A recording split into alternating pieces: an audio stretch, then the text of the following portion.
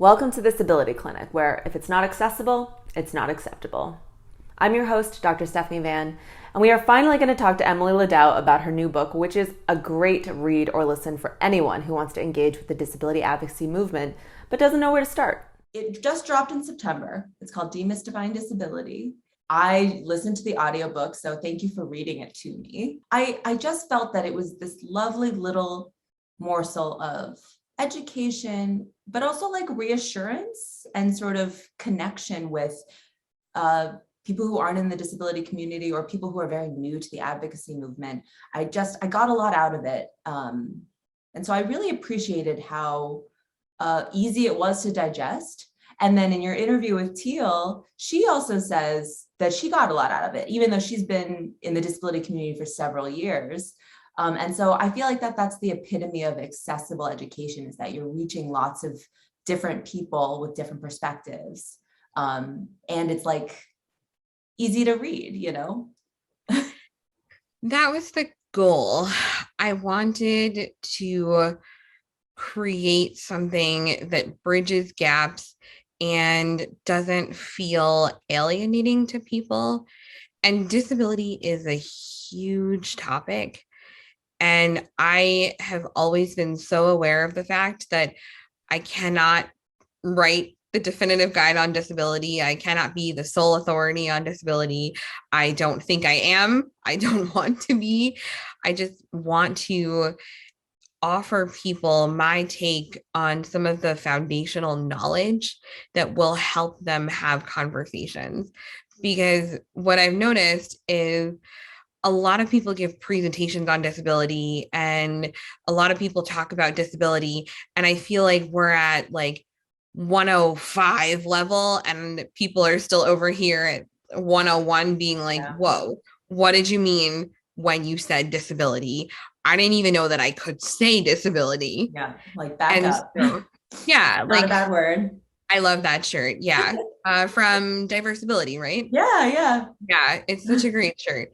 Yeah, I just wish that we could collectively back up a little bit. And I also recognize that that's really frustrating to a lot of disabled people because they're like, we have been screaming from the mountaintops for years, and you still want us to start at the beginning. And so it takes a lot of patience for me to say that, quite honestly, because yeah, I also get frustrated. I've been screaming this from the top of my lungs for years now, but I also recognize that if I start out by immediately getting mad at people for not knowing about something that they honestly haven't been socialized to know about, because we don't talk about it, I can't really get mad at them. They're a product of a societal issue.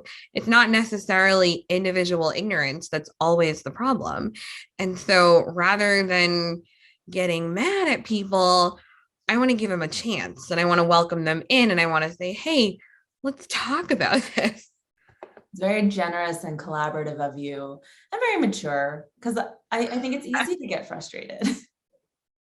Yeah, I mean, sure, I get frustrated, but I also recognize that my frustration is going to push people away, even though my frustration is likely warranted because I just wish that people would see me as a whole human being and would remove barriers and would stop stigmatizing and discriminating.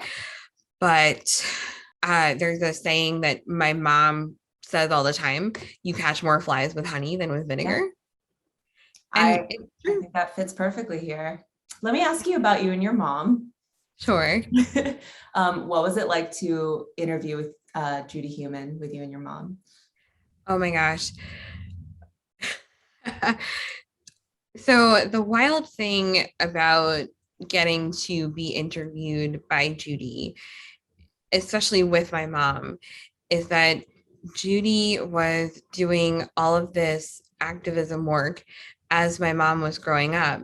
And my mom had no idea on the other side of the country. She grew up in New York and this is all going on in California. And, you know, Crip Camp was just in upstate New York, Camp Jened. And my mom has said, she wishes she knew about all this when she was younger. And I was really the one who brought my mom into the activism world. And so having almost this full circle moment where I could have a conversation with Judy and my mom, and it was like a multi-generational experience, and recognizing that it's never too late to engage in being proud of who you are and engage in a movement for an identity. That's really cool. That is a really cool thing. And also, Judy just personally is someone who's a mentor and a friend and likes to check up on me and make sure I'm okay. And I think that's a wild thing to have in my life, someone who played such a pivotal role, who has taken an interest in supporting the next generation of activists as they come up, but also showing people that there's no age limit on activism. And so I like that I get to have my mom involved in so much of what I do, because she's done so much for me to get me to this point. Speaking of Judy, I'm wearing her on my t-shirt right now. I'm just going to show you. You have like a full deck of disability. Yeah, I keep meaning to order actually both of the things that you're wearing. I wanted to support causes, and I was just like, I don't have enough clothing that I feel proud wearing. Like, I don't feel like I have clothing that helps causes. So I've started adding to my wardrobe. There's a really cool company brand movement called Crip Riot. I just ordered their stickers. Okay. Yeah. They sent me some of their stuff, which is so awesome. I love wearing all of that, like directly on me. So yeah, you're reminding me I need to get both of those. Do you plan on writing another book, and why is it going to be about devotees? Oh, I see what you did there. That was the twist. That was the twist. I hope to write another book at some point.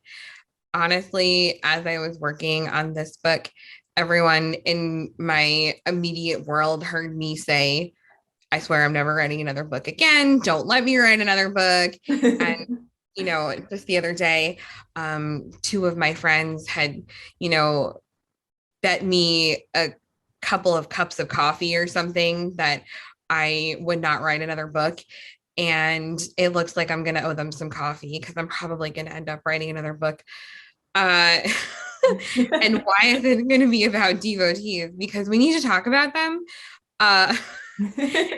You might be we can schedule some more time for that later. Yeah, for real. But you might be in my brain a little bit, because I was just having this conversation with separately my mom and my boyfriend, because I've been thinking so much lately about the fact that it's a really weird position to be in when you are a disabled person and you are treated as too childlike to be romantically or sexually viable, or you're treated as a fetish object, or on top of that, I think it's 3 times more vulnerable to sexual abuse and assault. So it's just a very strange place to operate, where you're not sexual, you're overly sexualized, you're at risk because of that. And then, for people who don't know what devotees are, many of them are quite well-meaning, I'm sure, but they are sexually attracted to disability as a physical trait.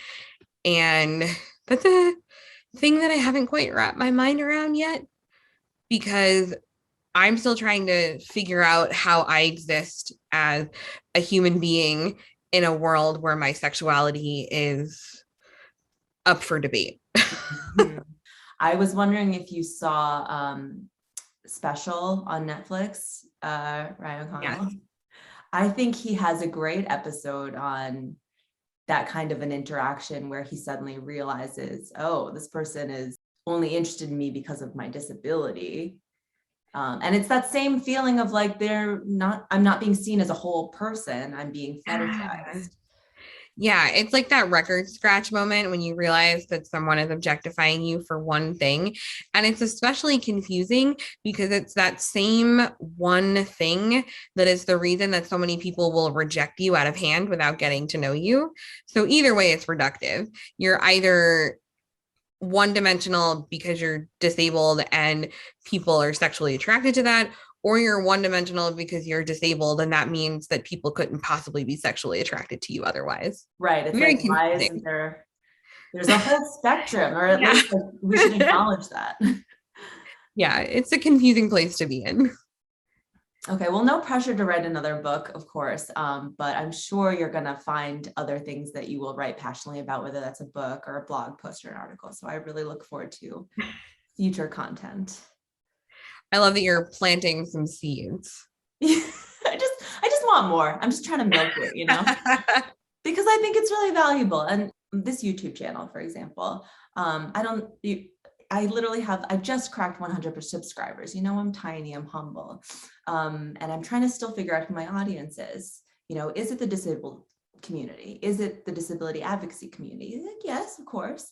But I also have felt like the need is really the healthcare sector. And Yeah. I'm trying to make accessible education. I'm trying to show conversations with people with disabilities and just highlight lots of different perspectives, and spin it as in like, this is valuable. This will help you be a better healthcare provider. Hopefully one day people will listen. I think, and this goes back to some earlier parts of our conversation, it's okay if you are reaching 100 people. And even if you're reaching 10% of that, if you meaningfully change 10 people's minds, that's 10 people who are going to be better healthcare practitioners, who are going to take care of dozens and hundreds of people and be better for it. And so I really try to look at it as there's nothing too small. Sometimes I think people can get too big for their britches, actually. I think the opposite happens, and then we lose people because we just assume that we're, spreading our own gospel and everyone's following along, and you've lost people in the process. Yeah. So sometimes I think these smaller one-on-one or 2 on 100 conversations are in some ways more meaningful.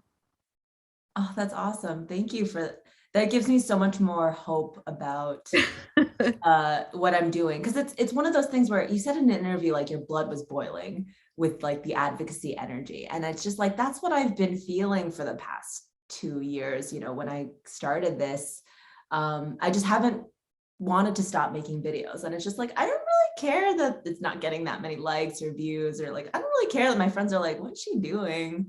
Because it's like, I can't stop myself almost. So it's really great to, be enabled to continue that passion. Yeah, I think we need reminders that there's important work to be done and there's not some grand scale on which we need to do it all the time. Subscribe to Disability Clinic for more accessible and entertaining healthcare education, and hit the bell icon to get notified when our next video drops. Until next time, thank you for watching, listening, and learning.